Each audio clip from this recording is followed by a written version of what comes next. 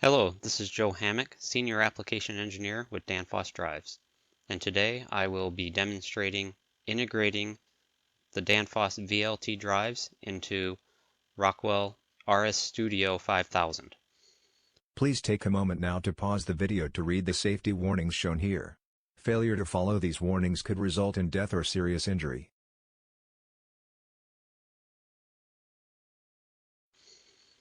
First off, we will need a couple files. We can download those from the Danfoss website. You will need the Danfoss Drives Ethernet, VLT Ethernet IP EDS files, and the Danfoss Drives VLT add-on instruction files for Rockwell Studio 5000.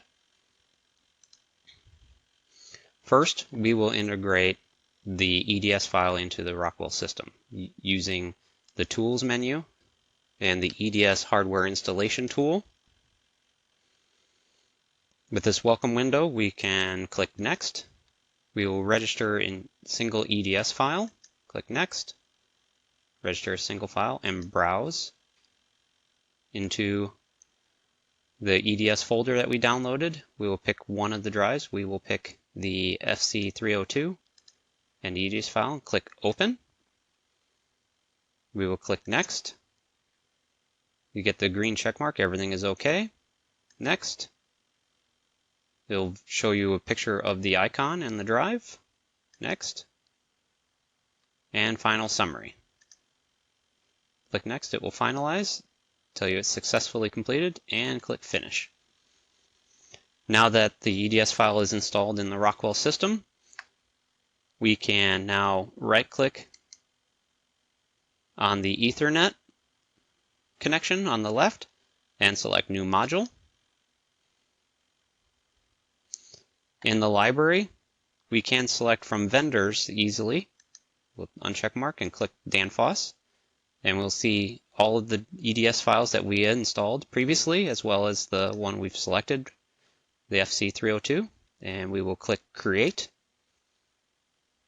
At this window, we have to give the drive a name. We will call our drive here just Drive 1 and give it an IP address. We'll do a simple IP address. For use with our add-on instruction block, we have to change the module definition. The default here is 100 and 150, but we'll click the Change button here. And in this drop-down menu, we will pick the 103-153. This will open up from 2 input and output words to 10 input and output words.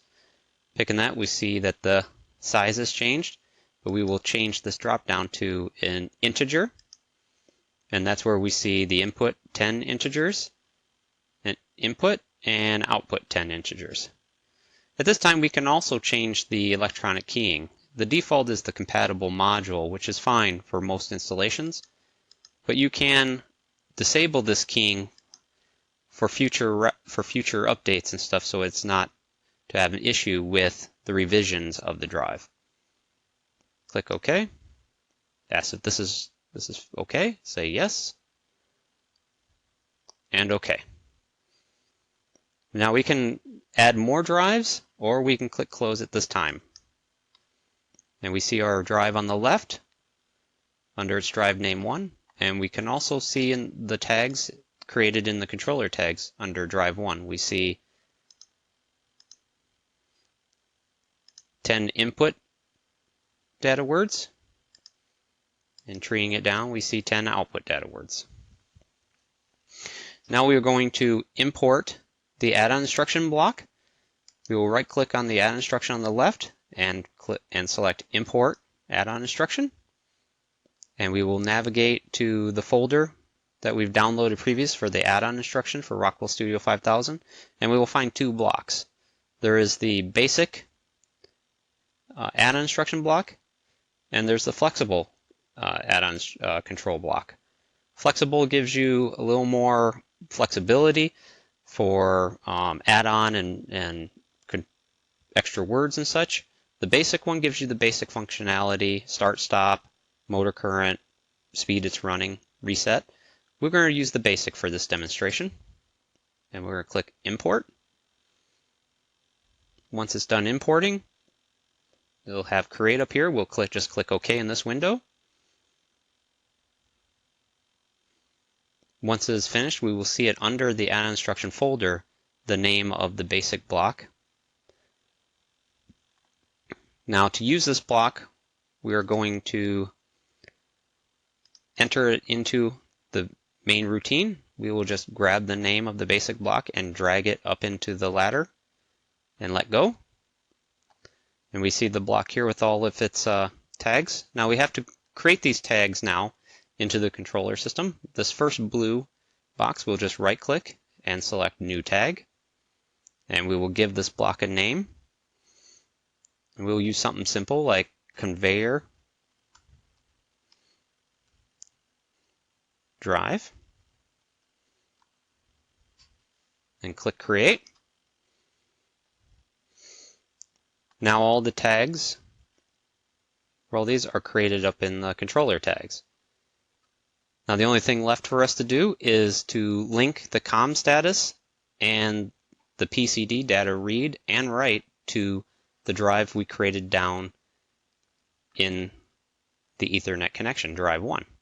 So the first question mark under COM status, we will double click the down arrow, and it will open up the controller tags, and we see drive 1 input, and we click the plus to drop it down, and we will double click the connection faulted. Click OK. It will go down to the next automatically to the PCD read, and we will do a drop down, and the same drive input, and this time we're going to do drive input 1 data, and we see the 10 input integers. Click OK. And then the write, which is the output data. So we will do the drive 1 O data, 10 integers. Now this block is ready to use with drive 1 IP address down here. This gives you, this is the enable the block itself. This will start and stop the drive, reverse the drive, give the drive a speed reference. This is in 0 to 100%. Give a reset to any alarms or warnings. We can see here a variable for the main actual value or the output percent the drive is running at, and motor current, as well as some binary data when the drive is ready, whether it's an alarm or faulted, warning, the drive is indeed running at commanded speed, or if there's a COM fault. All of this that I have just demonstrated comes with the download file for the add-on instruction block, step by step, just as I demonstrated here. Otherwise, feel free to give us a call at 888-DANFOSS, and we will be happy to assist you. Thank you for viewing. We hope this information has been helpful. Danfoss Drives can provide additional technical support, parts information or repair services options by contacting us through one of the following methods. For immediate access to customer service or a technical support expert in North America, call 1-888-DANFOSS or 1-888-326-3677 or contact us by email. For technical support, the email address is drives.ds.na@danfoss.com. For customer service, the email address is drives.cs.na@danfoss.com. For after-sales service, the email address is drives.ds.service.na@danfoss.com.